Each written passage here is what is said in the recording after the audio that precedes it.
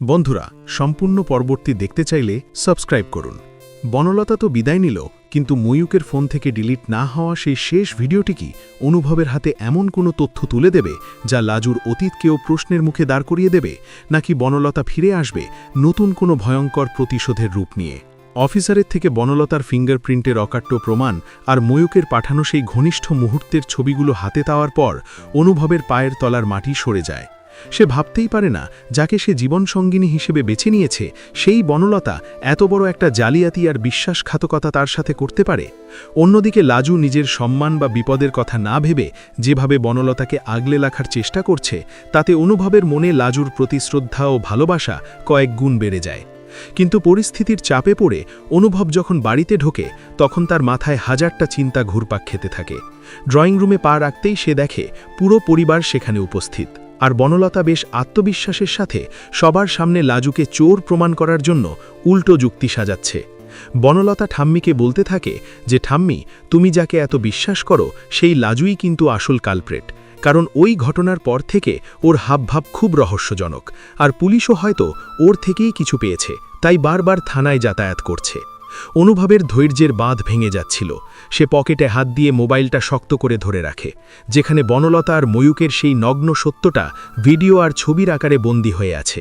সে একবার ভাবে এখনই সবার সামনে ফোনটা বের করে বনলতার আসল রূপটা টেনে ছিঁড়ে দেয়, কিন্তু তখনই তার কানে বাজে লাজুর সেই আরতি ভরা অনুরোধ, যে বাড়ির সম্মান আর একটা মেয়ের জীবন নষ্ট হয়ে যাবে।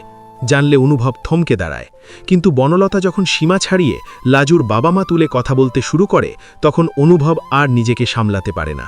সে সোজা বনলতার সামনে গিয়ে দাঁড়ায় আর তার চোখে চোখ রেখে বলে যে, অন্যের দিকে আঙ্গুল তোলার আগে নিজের হাতটা আয়নায় একবার দেখেছ তো বনলতা, যে সেখানে কত কাদা লেগে আছে? অনুভবের এই অদ্ভুত কথা শুনে বাড়ির সবাই চমকে ওঠে। শর্মিলা দেবী বলে ওঠেন, কি হয়েছে অনুভব, তুই এরকমভাবে কেন কথা বলছিস? আর পুলিশই বা কি বলল? আমাদের তো কিছু জানা নেই না। অনুভব তখন পকেট থেকে একটা খাম বের করে, যেটা সে থানা থেকে নিয়ে এসেছিল। সে বলে, এই খামে সেই ফিঙ্গারপ্রিন্টের রিপোর্ট আছে, যা দিয়ে বোঝা যাবে ওই আলমারির চুরির পেছনে কার হাত আছে। বনলতা ভেতরে ভেতরে কাঁপতে শুরু করে, তার মুখ ফ্যাকাশে হয়ে যায়। সে বুঝতে পারে তার পায়ের তলার মাটি সরে যাচ্ছে। সে তাড়াতাড়ি বিষয়টাকে ঘুরিয়ে দেওয়ার জন্য বলে যে, অনুভব, তুমি কি বলতে চাইছো আমি চুরি করেছি? আমি এই বাড়ির বউ, আমি কেন চুরি করতে যাব? অনুভব তখন শীতল গলায় বলে যে, আমি তো তোমার নাম নিইনি বনলতা, তবে তুমি কেন নিজের গায়ে মাখছ? আসলে চোর যে, সে নিজের ছায়া দেখেও ভয় পায়। ঠিক সেই মুহূর্তে ময়ূক আবার অনুভবকে একটা মেসেজ পাঠায়, যেখানে লেখা থাকে যে, এখনও যদি টাকা না পাই তবে এই ভিডিও আমি সোশ্যাল মিডিয়ায় ভাইরাল করে দেব। অনুভব ফোনটা বনলতার চোখের সামনে ধরে শুধু একটা ঝলক দেখায়, যা দেখে বনলতার মনে হয় তার মাথায় আকাশ ভেঙে পড়েছে। সে বুঝতে পারে অনুভব সব জেনে গেছে। অনুভব সবার সামনে বলে যে, ঠাম্মি, চোর আমাদের বাড়ির বাইরে নেই, ঘরের মধ্যেই আছে। তবে লাজু নয়, লাজু তো উল্টে চোরকে বাঁচাতে নিজের ঘাড়ের ওপর দোষ নিতে চেয়েছিল। আমি আজ অফিসারের মুখে সবটা শুনে এসেছি, আর রিপোর্ট বলছে এই চুরির সাথে বনলতার আঙ্গুলের ছাপ হুবহু মিলে গেছে। সবার মাথায় যেন বাজ পড়ে। শর্মিলা দেবী চিৎকার করে বলেন, এটা অসম্ভব, বনলতা কেন চুরি করবে? অনুভব তখন আসল বোমাটা ফাটায়। সে বলে, শুধু চুরি নয়, বনলতা আমাদের সবাইকে একটা মস্ত বড় মিথ্যে নাটকের মধ্যে রেখেছে। ওর অতীত আর বর্তমানের একটা নোংরা সত্য ও লুকিয়ে গিয়েছিল, যার জন্য ওকে ব্ল্যাকমেল করা হচ্ছিল। আর সেই ব্ল্যাকমেলের টাকা জোগাড় করতেই ও ঠাম্মির গয়না সরিয়েছে। বনলতা তখন কান্নায় ভেঙে পড়ে, পায়ে ধরে ক্ষমা চাইতে যায়, কিন্তু অনুভব তাকে সরিয়ে দেয়। ঠিক সেই সময় লাজু সেখানে এসে উপস্থিত হয়। সে দেখে পরিস্থিতি হাতের বাইরে চলে গেছে। লাজু অনুভবকে থামানোর চেষ্টা করে বলে যে, তুমি এটা কি করলে অনুভব দা? আমি তোমায় বারণ করেছিলাম না? অনুভব তখন গর্জে উঠে বলে যে, আর কতদিন লাজু, আর কতদিন এই পাপকে প্রশ্রয় দেবে? ও তোমাকে ফাঁসাতে চেয়েছিল, আর তুমি ওর জন্য জীবন দিতে যাচ্ছ। এবার সময় এসেছে আগাছা পরিষ্কার করার। ঠাম্মি তখন রাগে কাঁপতে কাঁপতে বলেন, বনলতা, তুমি আমাদের বংশের মুখে চুন কালি মাখিয়েছ। এক্ষুনি এই বাড়ি থেকে বেরিয়ে যাও। আমি পুলিশের হাতে তোমাকে তুলে দিতাম, শুধু এই বাড়ির সম্মানের খাতিরে। আর অনুভবের ভবিষ্যতের কথা ভেবে সেটা করছি না। বনলতা কাঁদতে কাঁদতে বাড়ি থেকে বেরিয়ে যায়, আর ময়ূক যখন বুঝতে পারে তার চাল ভেস্তে গেছে, সে তখন এলাকা ছেড়ে পালানোর চেষ্টা করে।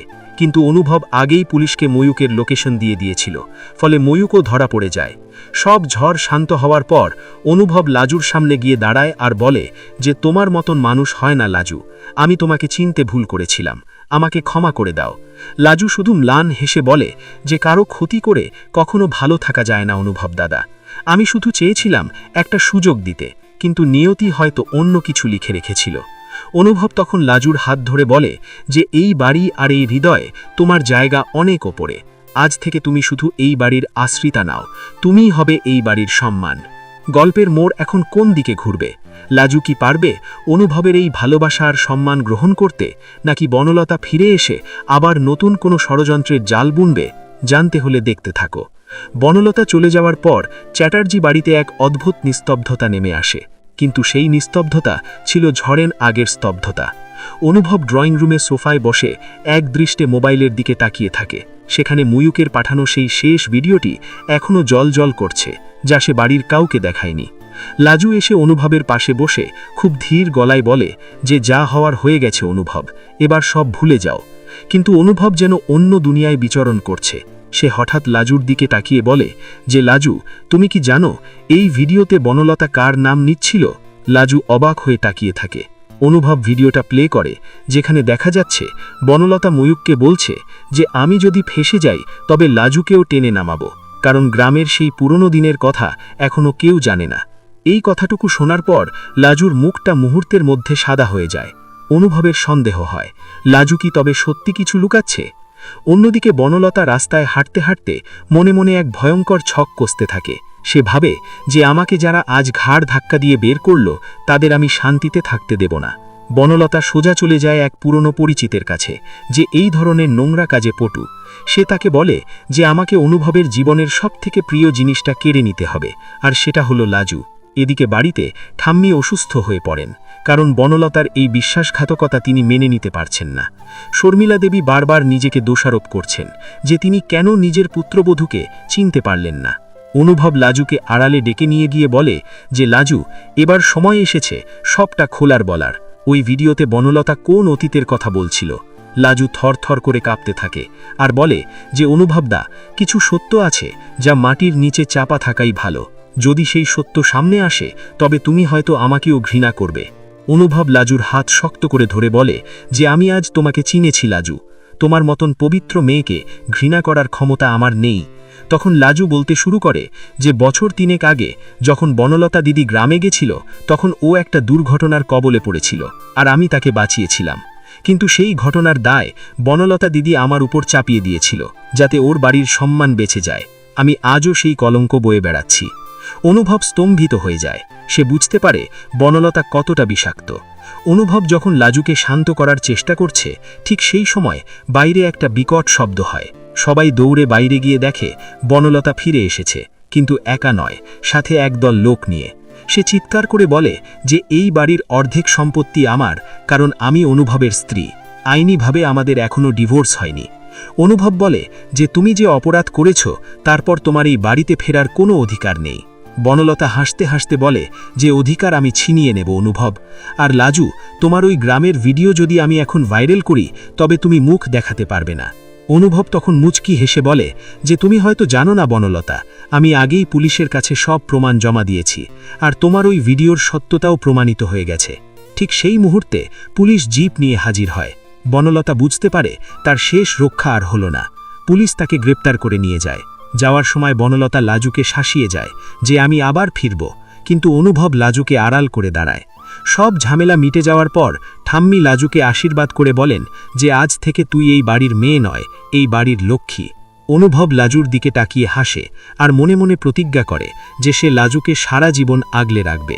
কিন্তু গল্পের মোড় ঘুরে যায় যখন ময়ূক জেল থেকে অনুভবকে একটা বেনামি চিঠি পাঠায়, যেখানে লেখা ছিল যে খেল তো কেবল শুরু হলো, আসল খেলোয়াড় এখনও আড়ালে আছে। অনুভব কি পারবে সেই আড়ালের শত্রুটিকে খুঁজে বের করতে, নাকি লাজুর জীবন আবার কোনো নতুন বিপদে পড়বে? জানতে হলে দেখতে থাকো। প্রতিটা আপডেট সবার আগে পেতে এখনই আমাদের চ্যানেলটি সাবস্ক্রাইব করে পাশে থাকা বেল আইকনটি বাজিয়ে দিন। আপনাদের একটি লাইক আর সাবস্ক্রিপশন আমাদের নতুন নতুন ভিডিও বানাতে অনেক উৎসাহ দেয়। সাথে থাকুন, দেখতে থাকুন।